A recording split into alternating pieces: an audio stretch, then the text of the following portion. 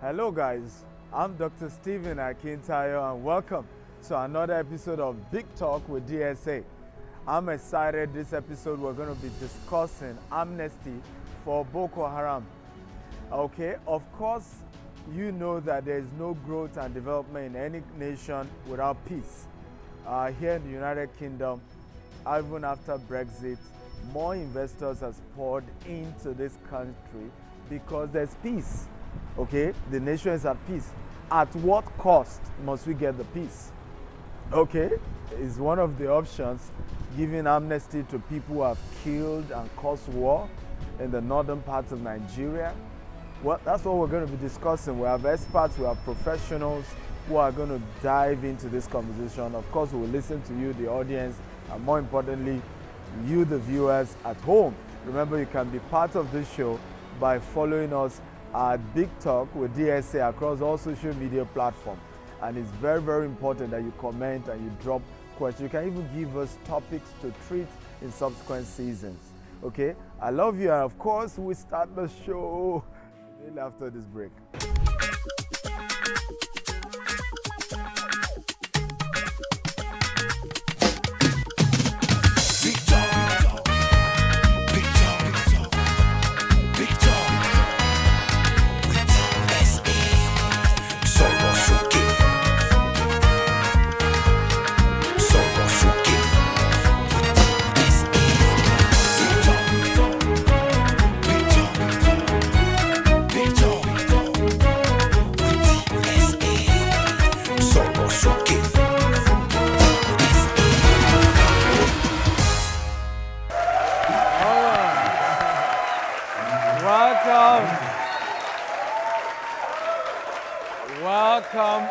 Welcome everybody to another amazing episode of Big Talk with Dr. Stephen Akintayo.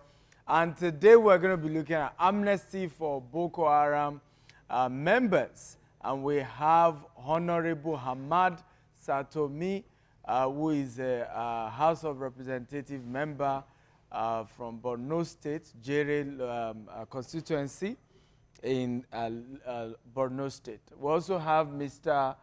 Manuel, who is a writer and of course is also an actor.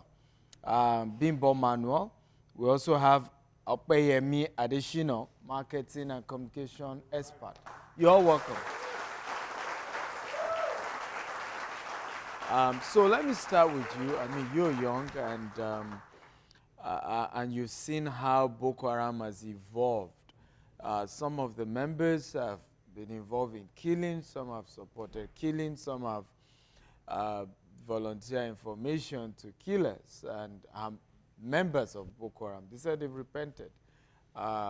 Is it good to give amnesty, even to everyone, including those who haven't repented? Do you recommend that? Yes, I do. And really? Yes, I actually do. And okay, not to get emotional or anything, because personally, I've experienced Boko Haram firsthand. Okay. My family was displaced by Boko Haram from north down to the west. So it's not like I haven't experienced it, even though, you know. And yet you are recommending yes. amnesty. Now, my reasons being that, you know, we've seen the tracks over the years. Yeah. We've seen what the government has tried to do. I read this book about Jonathan administration and all, and it's full of complaints and, you know, complaints about them not having ammunition, Syria not supplying them stuff to fight them. They don't have enough stuff, enough equipment to fight these guys, and it just keeps going on and on and on like that. So now, if the counter-terrorism strategy that they know, which is to go there and fight them, is not working, and we are losing our armed men on a daily basis. So, and I think amnesty has been done twice now.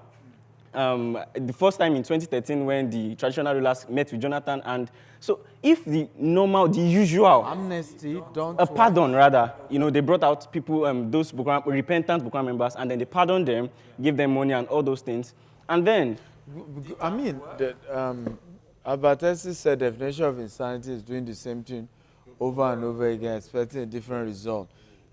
If you are fighting a group of people for almost 20 years and you are not winning, shouldn't you change strategy? Are you in support that? I mean, amnesty might be a better strategy. Yeah, of course it cannot be. You see, if our laws are very quick to punish such crimes against humanity as armed robbery, rape, and so on, which are all crimes that this Boko Haram, this sect, committed, then why would we be considering just one amnesty for all like that? Everyone who goes against the law of the country should first of all be taken before the court of the land. At that point, at the delivery of a judgment, then the government can begin to use its prerogative of mercy. But let us first approach the courts. If we arrest anyone who has done wrong against this nation, we must go to the court, take them before the court. That's why we have laws. But you see, problems like this would arise because we set bad precedents in the past. Niger Delta had the same problem, and this will probably be a reference point for many people who are pleading amnesty now, you know. And it was because nobody was taken to court. Nobody was jailed. Nobody was committed to the process of maybe a death sentence, if what they did warranted that. So if we give amnesty to Boko Haram today, another set will come up. What says somebody else will not arise from Ogun North or from Akwa Ibom and say they want something? Maybe they say water is not pouring properly in their neighborhood, so they don't like this country, and they carry guns and they start to shoot everybody. Okay. Let's hear from Honorable Satomi, because he's pushing for legislation, a law, to give amnesty to Boko Haram sect. Honorable Satomi, why are you doing this? Probably members of your constituency will have even been killed by Boko Haram sect. Why will you still be advocating amnesty for such people? Oh, thank you very much, everyone. Looking at it per se, amnesty, or we can call it amnesty, we can call it non-kinetic solution. But looking at it at the point of the war, virtually, as the first speaker was saying, every one of us is being affected by this crisis directly or indirectly. Particularly my constituency, if you look at it, in the last couple of months, the Zabarmari Saka that was shocked the entire globe by slaughtering over 34 farmers in their farmlands happens in Zabarmari.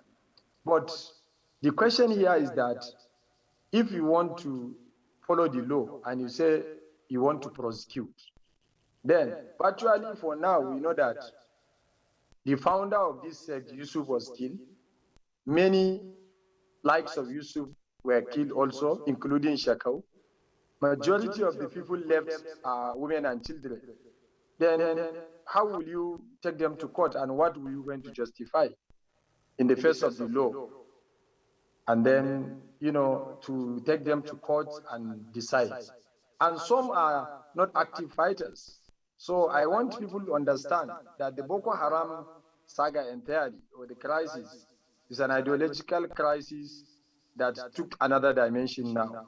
So for me, amnesty or not amnesty, what I am advocating for is to look at a legislation and to look at a process where the federal government will champion to find a solution to the impending problem. What are the problems now?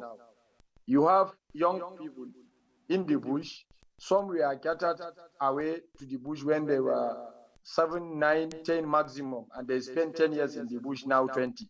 They don't know even what took them to the bush, and they have access to guns, and people have never approached them to show them a constituted authority, or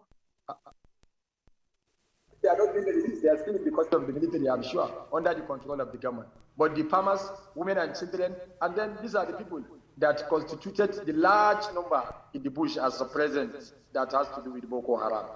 And we are only receiving influx. In majority of them are those that are loyal to the Shakau function.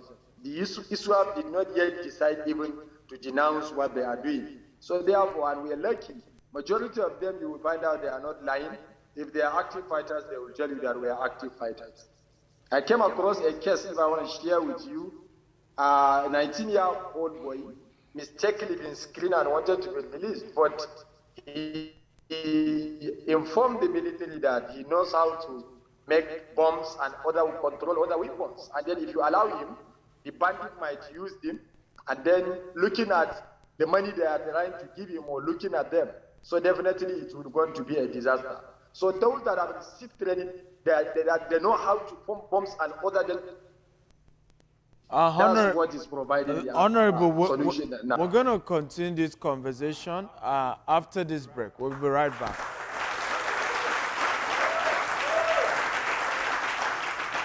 Oh wow, are you serious? Yeah, very serious. We visited London, France, Geneva, and finally we went to Eiffel Tower in Paris, the tallest building in the world. Really? Tallest building in the world? Jasper, what is the tallest building in the world? The tallest building in the world is the Burj Khalifa, completed in 2009. Thanks, Jasper. Is that serious? Oh, Jasper is the virtual assistant in my house. You have? Yes, Gardenia.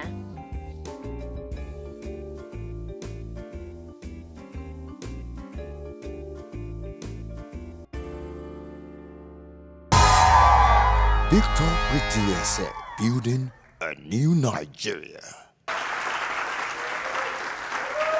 Welcome back.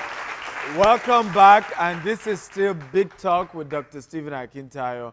Mr. Bimbo, I want to ask you, I mean, looking at the human angle the Honorable just talked about, right? The women and the children. Are you still saying we should not give amnesty, considering that women are involved, children are involved, innocent people, and some of them were taken captive years ago, and they had no choice? See, the questions are multiple. Firstly, while they were there, though they may have been taken against their will, but while they were there, did they undergo any kind of conversion to the cause? Because they're an ideological. Ideological. In fact, the United States Institute for Peace describes Boko Haram as an Islamic sect that believed that the politics of northern Nigeria had been taken over by false Muslims, and they were bent on unseating those people, and by extension, the federal government of Nigeria, and set up a pure Islamic state that will be ruled by Sharia exclusively. Now, if those people, children, women, vulnerable class of citizens had been taken into the bush to be ideologized, we should sit back and not approach this with a kind of overwhelming sensibility that is being preached now.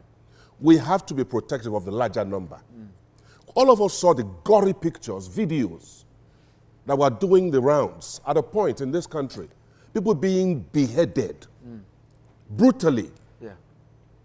All kinds of jackknives and so on put on their throats, and they were slaughtered.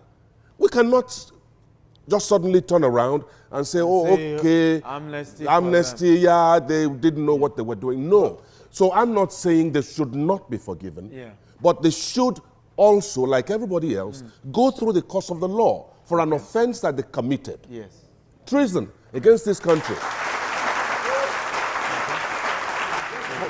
But that's the question again. Let me go to Honorable Satomi. The question is, yes, you are giving amnesty. What next? Right? Let me give a very painful experience in Honorable Satomi, I hope you're there. A very painful experience in 2019. I flew into Maiduguri, went to Gubio IDP camp, made my donation, told them I wanted to build a school in the IDP camp because it was so terrible that people were practically having to do 3 hours education because they had to do shifts. The IDP camp could not even have a school where children can be in class for 8 hours. So you will see primary 1 will start maybe 3 hours, then primary 2. So I volunteered to build. They took me to the basic education board, met one of the officials, give me permission.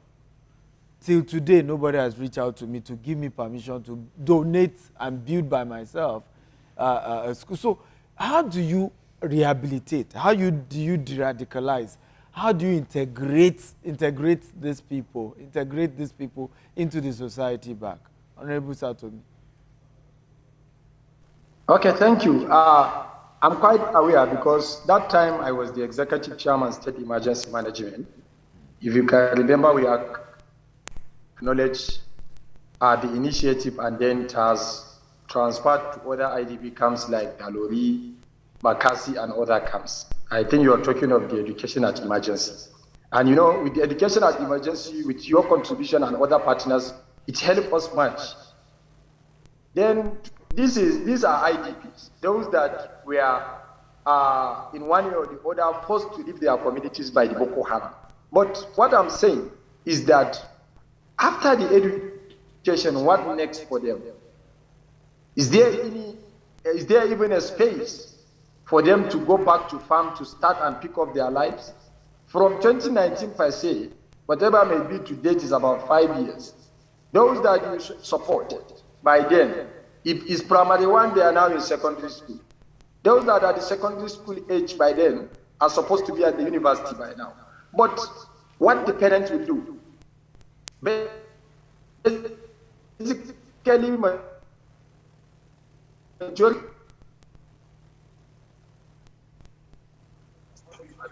even for their parents to go back to their camp, to go back to their farms is an issue. So therefore, the process of de-radicalization when the children come, that's why still, as you know, the government of Borno State is working with the sectoral arrangement.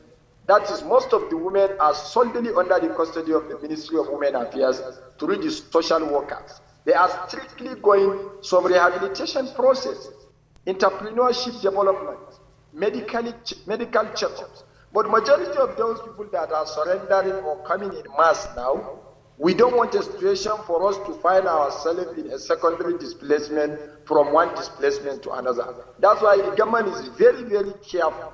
But looking at the resources available to the government is an issue. That's why I say there must be a proper legislation or a mechanism by the federal government where it will support this process. I didn't call it amnesty. I'm now calling it in a process of rehabilitation, because 80% of those that are coming out are women and children. And if I may ask, what is their offense? They require protection. Apart from the protection, they also require government support in terms of rehabilitate them to pick up their pieces of life. Presently, as I'm speaking, there are some that are willing to join schools. Even the married women, you can see them. 13-year-old girl, she will tell you she's married. 14, 15, pregnant. So it's an issue that if you leave them like this, it will affect them, and it will affect the entire community, and it will affect the generality of the entire Northeast. Thank you, Honorable Satomi. Thank you. So therefore, I think we go on a quick break, and when we are back, we are going to take you, the audience, I will take your question. We'll be right back.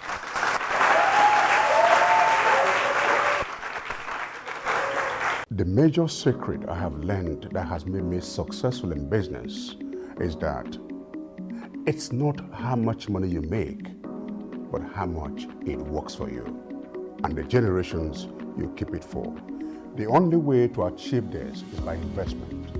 Real estate is the only type of investment that has stood the test of time, and we guarantee you massive wealth from generation to generation. What are you waiting for? Invest in real estate today. Invest with GVest today. Big Talk with DSA, building a new Nigeria. Welcome back. Welcome back with me live here on Big Talk with Dr. Stephen Akintayo. And we have taken your questions now. We have 2 questions, so let's take the first one. Yes. Yeah, thank you very much. Okay, my question is, is there a form of punishment for the laws that have been broken, or is it a total amnesty you are fighting for? That question goes to Honorable. Honorable Satomi, good. The second question here.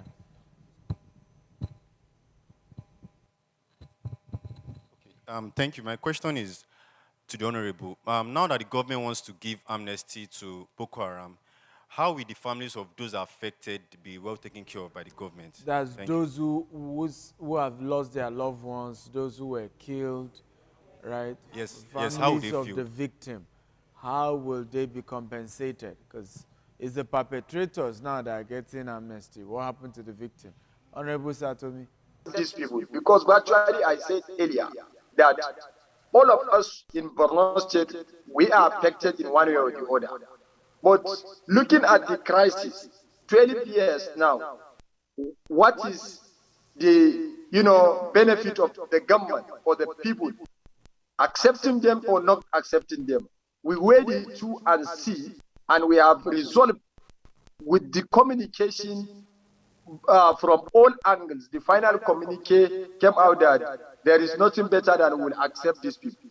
But the families of those worst hit, definitely government is constructing schools, government is taking care of them, and there is a data in line with the Borno State 20 years development plan that all the children are victims of Boko Haram will be compensated adequately in due time. That's why His Excellency is always going to the hinterland, to the deep locations, to provide an intervention directly to the victims affected by this crisis. But to me, and to the general public in Borno State, there is no better time than now for us to accept them, either amnesty or whatever name you will call it. We call it the non-kinetic solution. And this one is giving us a result. It's saving government the cost.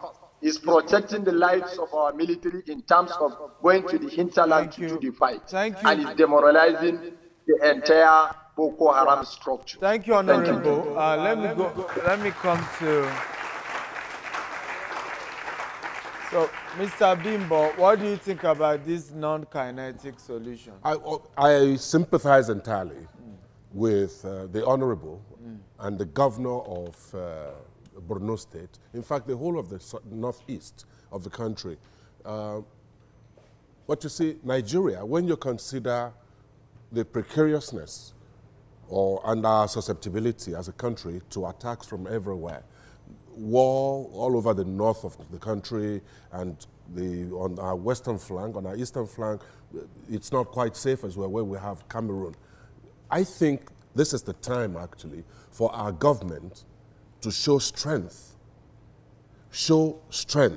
and give that amnesty. If they're giving forgiveness, if they're exercising any prerogative of mercy, it should be from a position of strength so that it can be a dissuasion for anyone else who may want to try again, that kind of thing. People can't just assume that Nigeria is there for the picking. Yeah, it has to be from a position of strength. Okay. Yeah. Beautiful. What's your final comment? I actually, I believe now is seen from my perspective that this conversation exists in the first place because of the weakness on the part of the government. It's because, they can't tackle these people the way they should.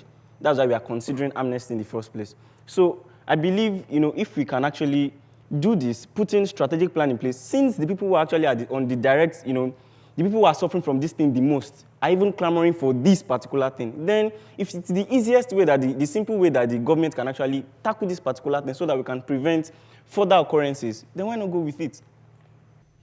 Okay, please, I want to thank you for coming. Let me celebrate, of course, Mr. Bimbo, Mr. Opayemi, and Honorable Satomi. Thank you for coming. One of the realities of this world is that there can never be peace without justice.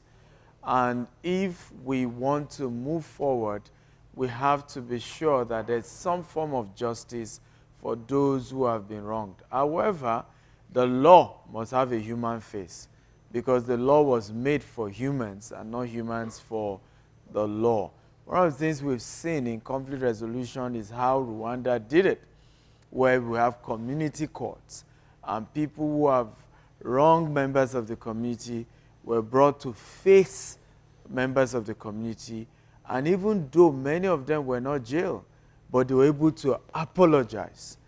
There was a story of a woman who literally met the person who killed her husband or a relative, and today they are friends and they are forgiven. And we can begin to create something like that in the Northeast, where the community come together and these repentant people come and say, we are sorry in one way or the other, and there can be genuine repentance indeed.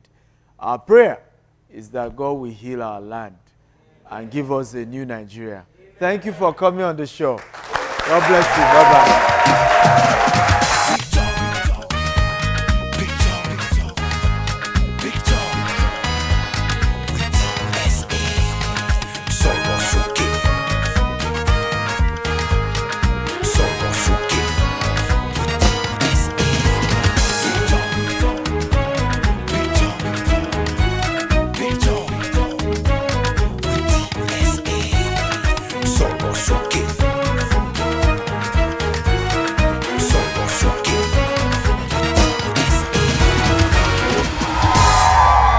Big Talk with DSA, building a new Nigeria.